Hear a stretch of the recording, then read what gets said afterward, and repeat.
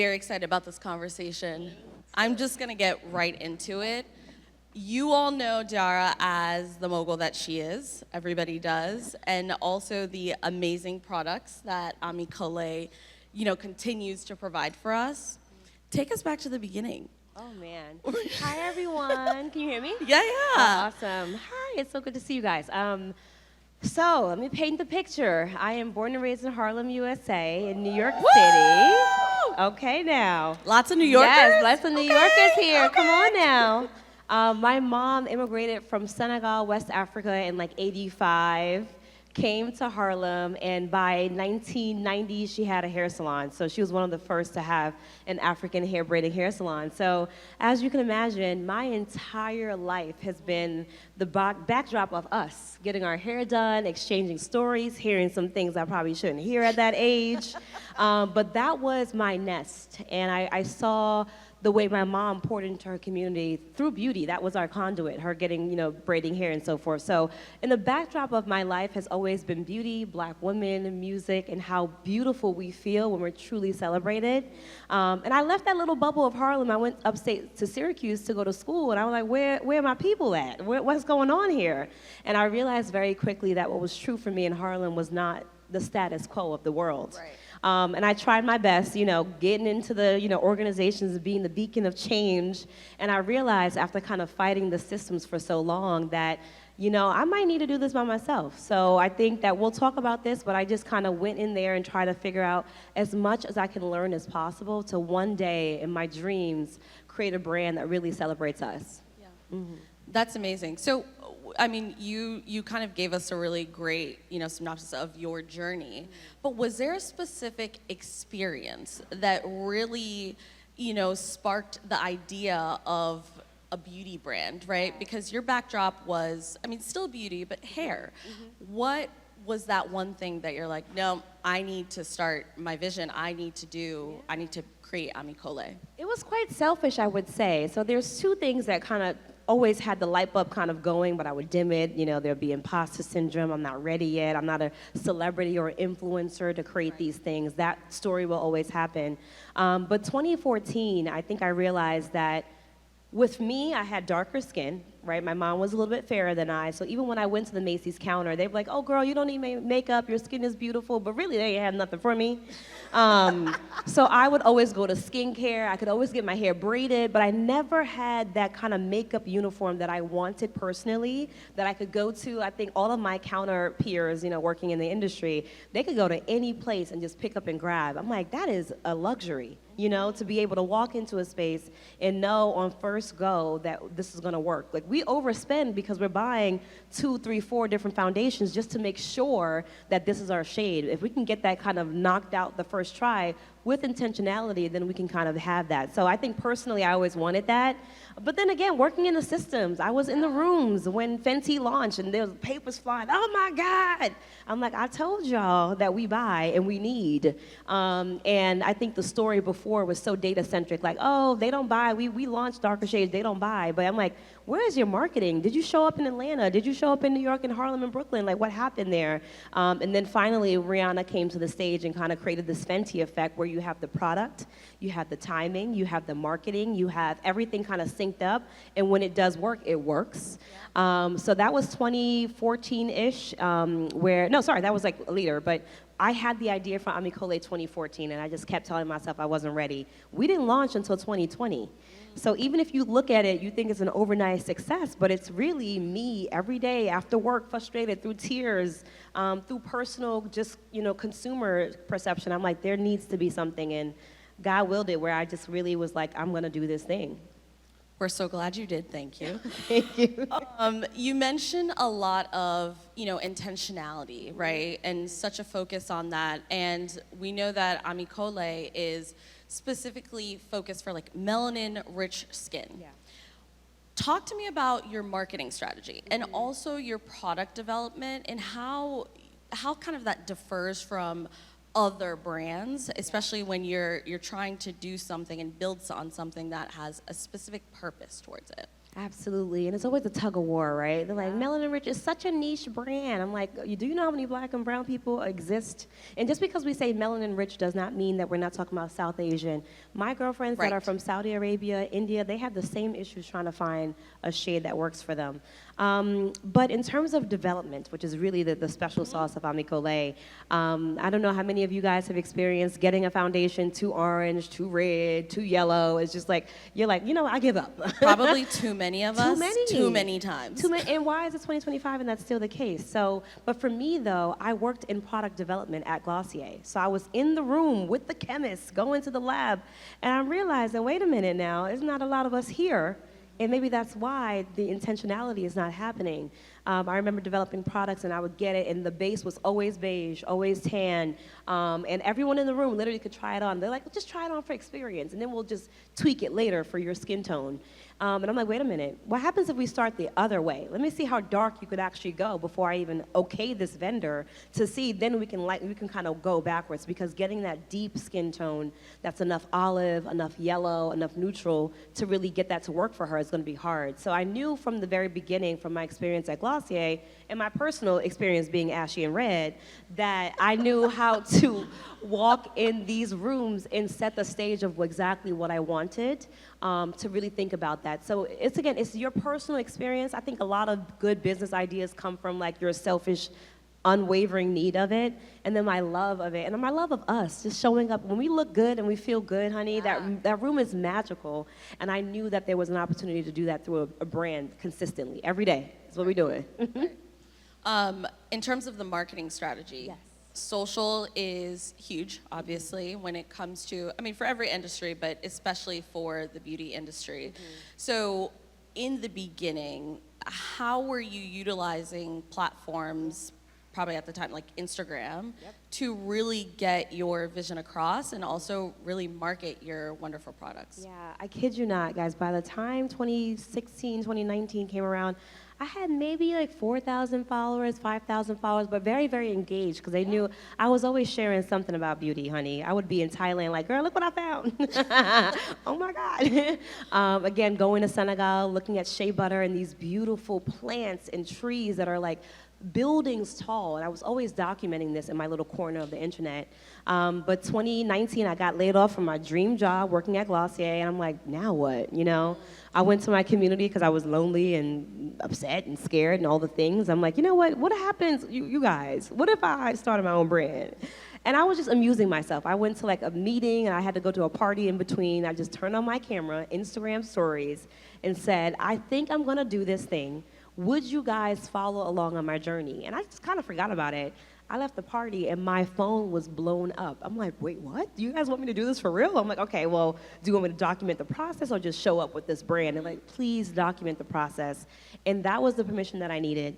The 5,000 people that were listening to me, okay, they were listening. So by the time I did this for an entire year, 2019 all the way to 2020, I'm just documenting.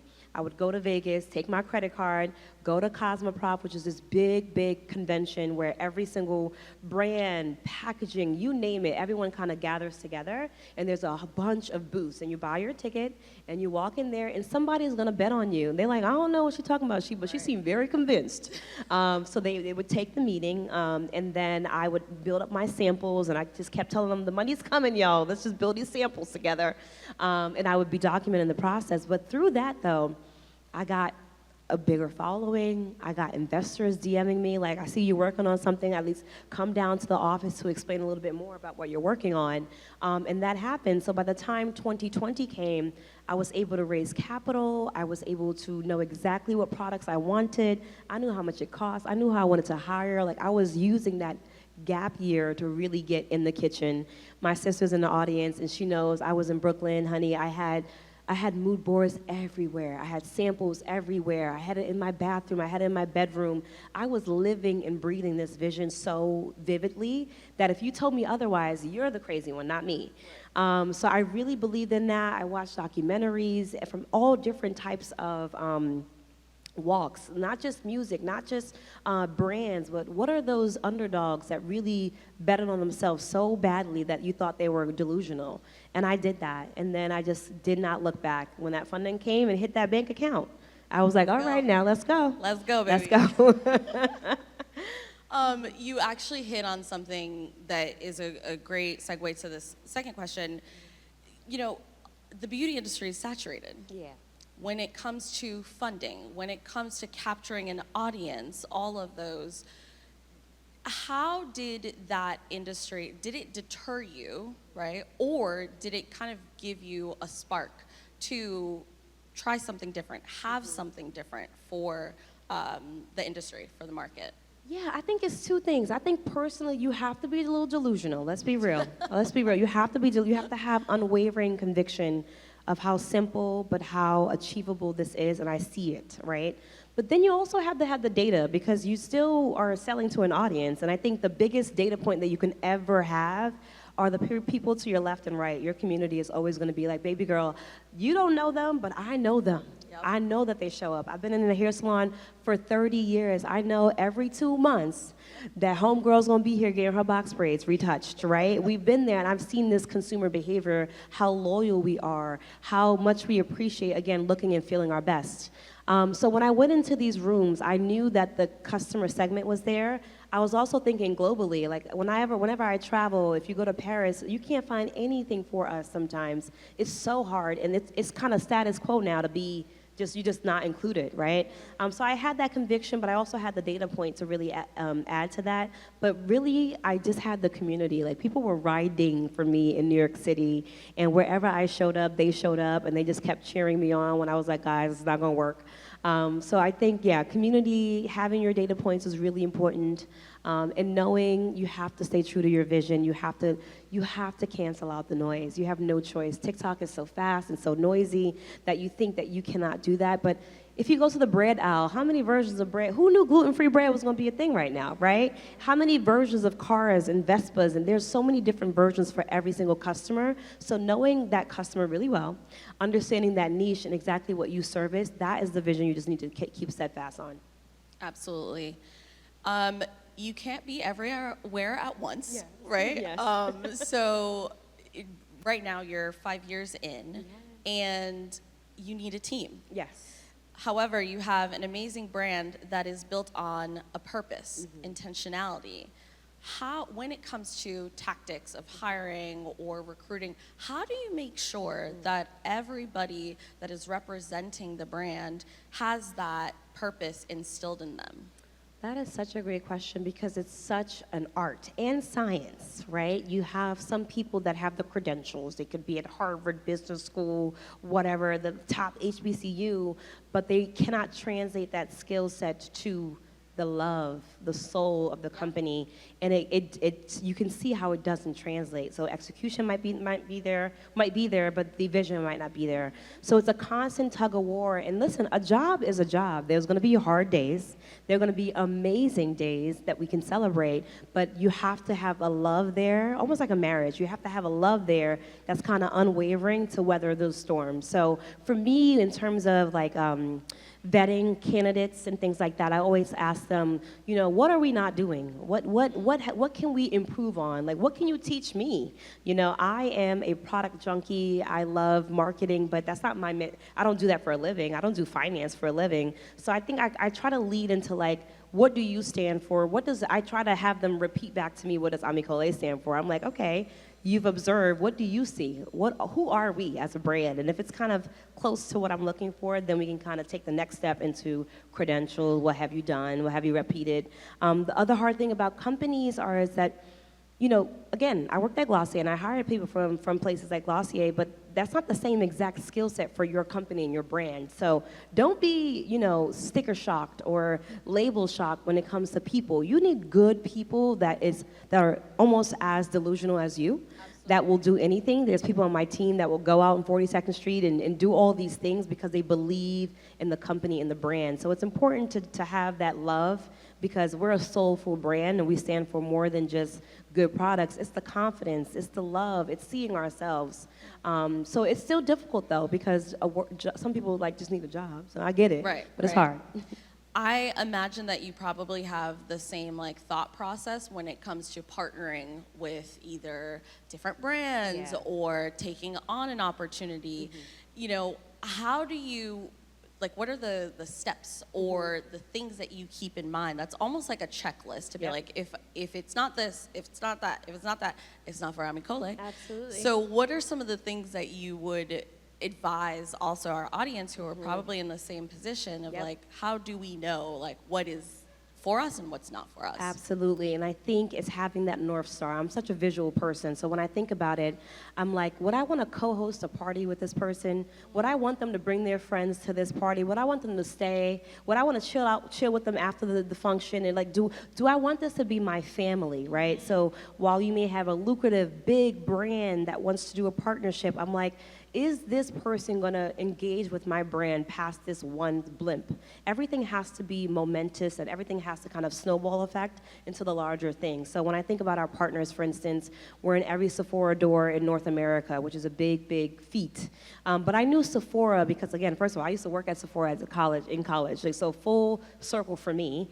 But also, I knew that they understood brand, they understood storytelling, they knew exactly what I was trying to do, and they were like, you know what, I'll take your hand and hold your hand through this process. So every single brand partner, every single social media giveaway, I'm like, does this make sense? Are we really uplifting? Are we celebrating joy? Are we really thinking about melanin-rich skin first? Are we thinking about the global mindset as well? So I'm kind of hitting on these things, and for me, it feels natural, but I train my team to really think about those guardrails if we say yes or no to certain partnerships. Yeah, that's amazing.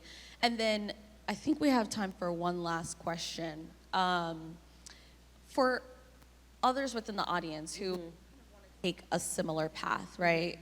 Building a brand that is instilled in intentionality and a specific purpose, what advice would you give them? First of all, I just saw Beyonce, so I'm still on a high, y'all.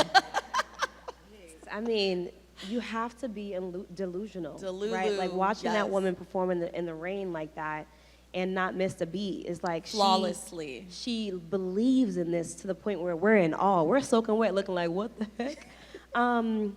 You have to understand that sometimes these dreams and these visions come to you and you have no idea. I have no idea why I woke up and said, this is it. And I had to train myself like, oh, stop, let me just go get another job. And I'm like, wait, no, what happens if I listen to this? Maybe God will open a door that I never even imagined. At the time, I was 1 in 20 women that raised over $1 million. I'm like, I would never think a girl from Harlem with, parents that didn't even graduate high school, I would be in this position. But I think that calling was in my heart for a very long time, and you'll be surprised what happens when you lean into it and give into it, with obviously responsibly, right? But having that level of conviction, having discipline as well, it's not easy. I think there are way more days that you're crying and feel defeated than what you see on Instagram or TikTok, right? And you have to have a light that's very strong to carry you through those darker moments. And you have to know your tribe, and you have to know sacrifice. You're not going to make it to every brunch. There will be some friends along the way, maybe even family members that don't understand your delusion, and they might write you off, but also pay attention and shake off whatever is feeling too tough for you, whatever is taking you away from your craft, whatever is not fueling you forward. You have to kind of shake that off respectfully, and just lean in and lock in. I think that whatever you're doing, whether you're making candles, a beauty brand, whether you want to be at Sephora, whether you want to be in Dubai, or you want to stay local, you have to be able to kind of lock in for a couple times and know that it'll be a couple of hard years, but it will pay off. It will pay off if it's divine. That's amazing. Can we give it up for Diarrha, please? So we left time for a lot of questions. This is an amazing opportunity. I know you all jotted a few down. So Ariel, I'm going to pass you back the mic. Who wants to go first? Okay. Please give us your name and your question. Hi, everybody. My name is Markia Ash. I'm actually a recent graduate from Clark Atlanta about 2 years ago. Thank you. And so my story is kind of similar to you. I watched your podcast with She's So Lucky. Yay. And it was so crazy because I was watching the podcast and going through the lineup. And I was like, wait a minute, this is the same person. Divine. I know. And so for me, I started out with the beauty brand. I used to do lashes. I got into the product developing, But when I came to Atlanta, I thought I was gonna grow my lash career, of course, but God called me to pause that, and I actually started building a marketing agency where I focus on brand strategy and creative direction. And so when I kind of said yes to that, it's like I skipped the line and started working with a lot of big name. I don't know, like the ideas in my head, I don't understand how they're there, and when they come out, they just surprise me. Yes. But what I deal with is, one, trying to understand. So I like how you work with Glossier, L'Oreal, all of that, because that's a learning experience that got you to where you are. So sometimes I battle with, is that something I should be doing to perfect my craft? But then it's like I try and I apply myself, but it doesn't work out. So I'm continuing to push my brand, but I feel like I'm kind of like overshadowed because as a creative director, they want years of experience. So how do you kind of deal with that when you have that passion, you know that? Yes. But it's like everybody's telling you no. Yeah, that was me in 2019, especially coming. I think, honestly, it might be tougher sometimes when you come from this world because it's 17 emails that need to go out to make one little change, right? You know how it is if you're corporate baddies in here. But I think the beauty of the internet is that it's a free platform for you, right? I think in order to hush out that noise, I've seen so many campaigns, especially on Threads, where the Fenties of the world, they want fresh ideas that you have that are just divine out of nowhere. That's what keeps it cool and fresh, and they're looking for talent to help them break through the traditional noise and cycle. So I would use your Instagram platform, your resources, get as creative as possible to showcase that and have your work, and you have to be relentless on it. I don't know if it's LinkedIn as well. Don't sleep on LinkedIn. People are definitely snooping around there, especially either recruiters, and everyone's on LinkedIn, but posting this and walking through your thought process. I did this thing, this came to my mind. Look at Honey Pot. She literally had a dream and said, I'm gonna make this. And nobody probably believed her, girl, what you talking about? Your ancestors came to you in your dream, okay. But look what happens when you bring it to fruition. And the beauty is that no one else had that idea. It came to you specifically. When you're out there in the big world and you're going with these bigger agencies, everyone's like, okay, look what Rode did. Now, how do we replicate this for this? And how do you do that? And when you get caught up in that cycle, you lose yourself and then you start to doubt yourself and all that stuff. So I would say my position in 2019, all I had was Instagram. I didn't have no savings, okay? I was just there in Brooklyn, trying to figure out consulting on the side to pay my bills, and just talking to my people, because that's what I had. And those same people were the people that showed up and continue to show up for me. So you want to build your tribe. You want to rely on your output as a vision. And then the universe, oddly, will attract the right customers and clients, as you already mentioned. But you have to be able to be courageous enough to put out, even the not so good posts, put it out there. Yeah. All right, next question. Hi, my name is Iana. I'm a singer-songwriter from Atlanta. So I've just recently come to a point where I just don't care anymore. I just don't care, and I'm just gonna do it, and I'm in that aura of delusion that you speak of. That's right. What was the defining moment that brought you to the point where I just don't care anymore? I'm just gonna go. Just gonna go for it. And now that you're in what you've manifested for yourself, how do you deal with, people always talk about fear of failure, but fear of success. How do you deal with being seen, being critiqued, everybody having an opinion? Oh, two heavy hitters. All right now. So the first question is, when did I stop caring? Right? We're gonna keep this PG. I used to get very upset when I was in these big corporate towers, and I'm like, y'all don't hear me though. We can't launch 16 shades. I was just I felt I just felt too emotional about a job. I'm like, why am I bugging? This is just a job, right? What's going on here? And I remember at that time, we were really kind of getting our foot in the influencer marketing world, and I would see all the pay lists and paychecks and everything. I would be calling every single Black creator, girl, ask for 10K more, ask for 20K more. And I just knew that the equity that I knew was just too divine in my soul, and I would be crying, I would go to work, I'm like, why am I so upset? And I just knew, I'm like, wait a minute, I am using my energy of upset the wrong direction. I need to reroute that upsetness and do me And I stopped caring. I'm like, you know what? 9 to 5, let's go. It's 4:30. Y'all got 30 more minutes. And then I got to go home. And I'm going to create. I'm going to turn on my this. I'm going to do this mood board. And I was just in my vision. And I felt free. I felt like, yes, like, I don't care. Like, what's the worst thing they're going to do? They're going to laugh at me? Cool. Then I got scared because they gave me the money. I was like, it's $1 million in my bank account right now. And every single penny needs to be accounted for as well. It's not free money. If they give you $1 million, they want $10 million back, okay, in 5 years. So what are we gonna do starting from zero? And then I had to lock in. I think that's the scary part because then you got everybody with an opinion suddenly. Everybody like, I knew you had it in you. I'm like, girl, I remember you. Okay, I remember you. And, you know, it's very tempting to take those calls and take all these things, but I had to realize that, no, believe people the first time, because the second time around, I think the intention is not as pure, and it will kind of taint your space a little bit. So I knew money was coming, and I used that 1 year to kind of lock in and try to, I'm going to people like, let me see how delusional she is. Okay, I'm like, girl, what if I started a company? Would you come work for me? And the people that said yes, I'm like, all right, girl, well, you go work over there. When I'm ready, I'll call you. And lo and behold, when I called them in July, and I'm like, I got your salary ready, your paycheck ready, and your title, they're like, what do you mean? I said, let's go. Let's go. And then I knew what photographers I wanted to work with. I knew that I wanted someone to like Photoshop the right way, not the ashy way. I wanted all of those things. And I did the research and I really indulged in myself. So I think you have to stay focused. You have to be connected to something, baby, because this ride is scary, especially the success ride. You can see people lose themselves, whether that's friends, especially the music industry. You know how it goes. If it doesn't feel right in your body, there's a reason why, and you have to be okay making someone really upset and really sad, because that moment of grievance will not taint your vision and where you're gonna go. So you gotta lock in.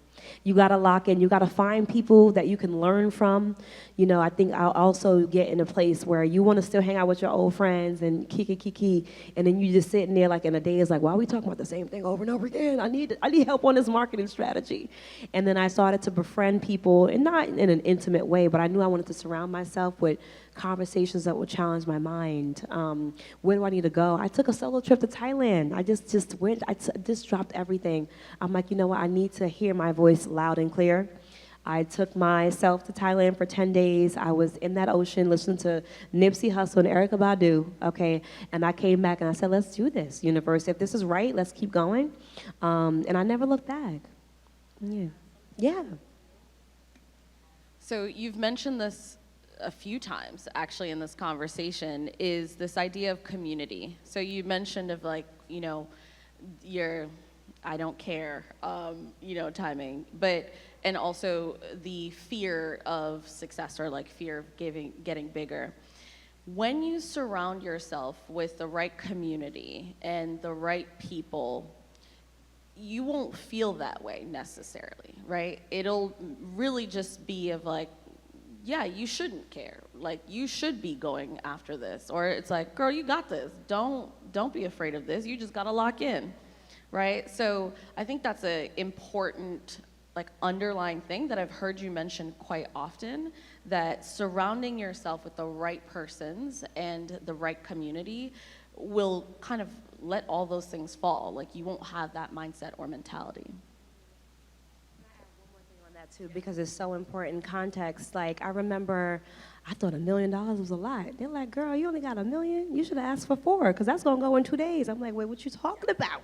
I didn't know that, because no one in my family has ever saw those dollars amounts in their Chase account, right? And I had access to that like this. And they were like, no, actually, this is the baseline, and you're at the end. This is good for you, sweetie, but keep going. It was given that.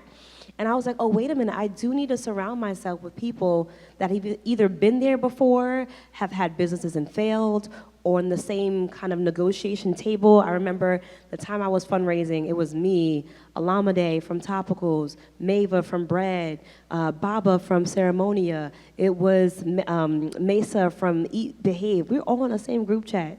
Like, don't talk to him, talk to him. Oh, let me see that contract, ask for 5, ask for 4. You don't know those things until you're at the table, When I'm negotiating my Sephora contract, they gave you this, ask for 5 points less. They gave you this, like, but you don't know that. You want to keep it in your corner. No, you need a tribe because best and believe they are talking amongst themselves, okay? They are building amongst themselves. They are taking the CEO who built this up and putting him here.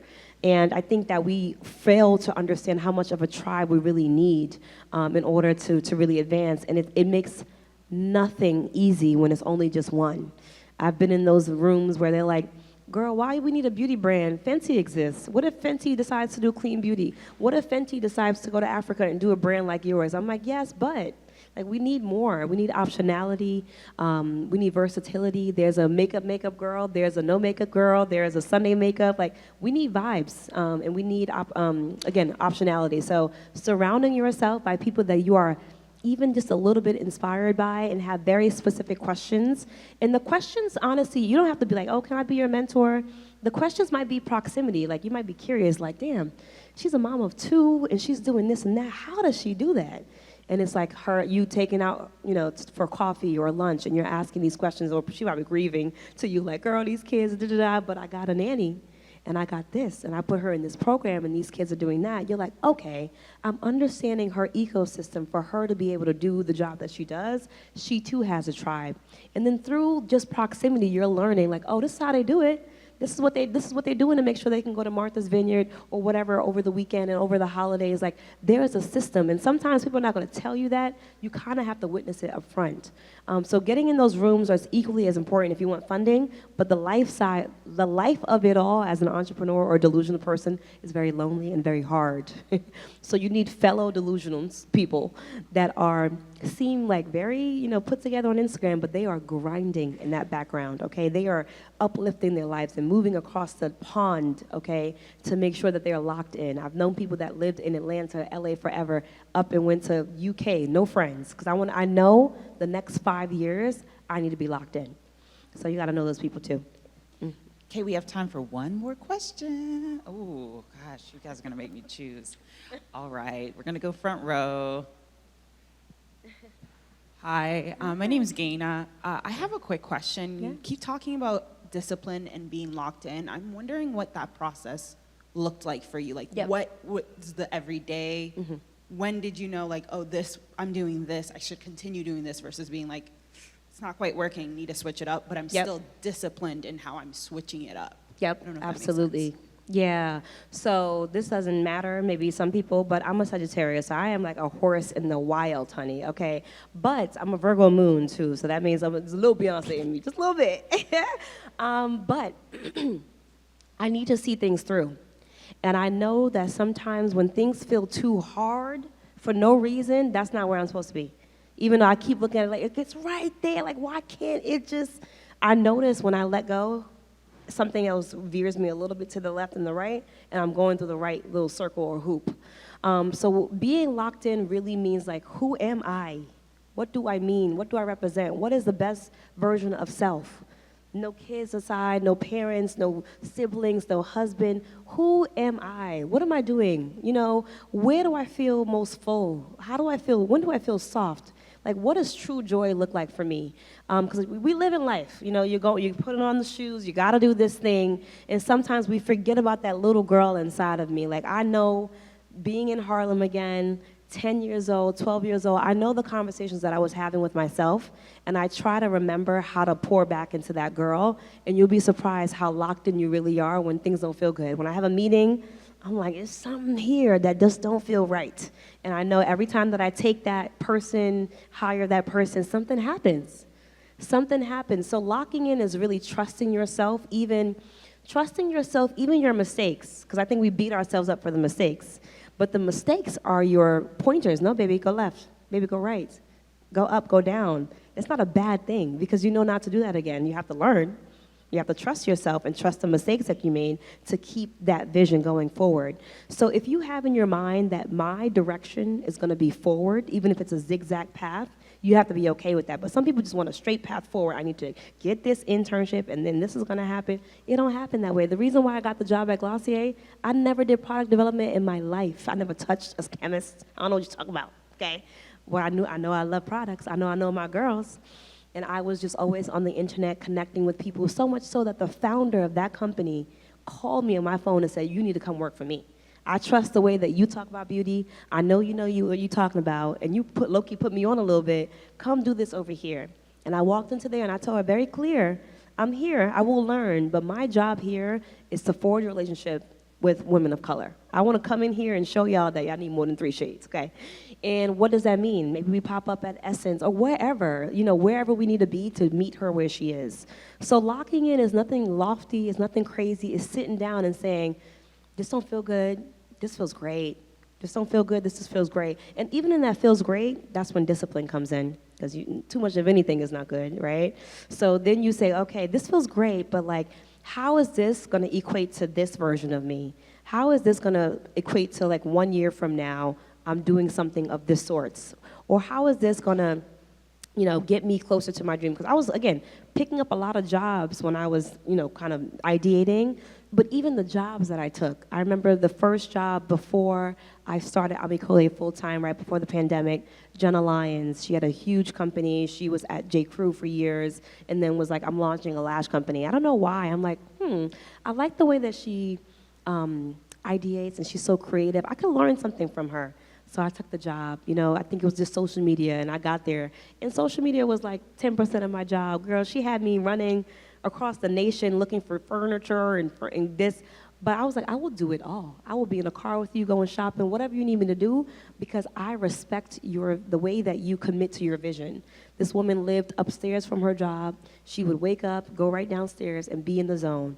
I watched her have a team around her that literally helped her float through the freaking day. She was doing furniture. She was redesigning Rockefeller Center in New York City and building a lash company. I'm watching her use her mind and shift gears and have someone say, okay, Jenna, 10 to 10:30, we're going to be doing this. 11 to 11:45, we're doing this. And she was like, okay, yep.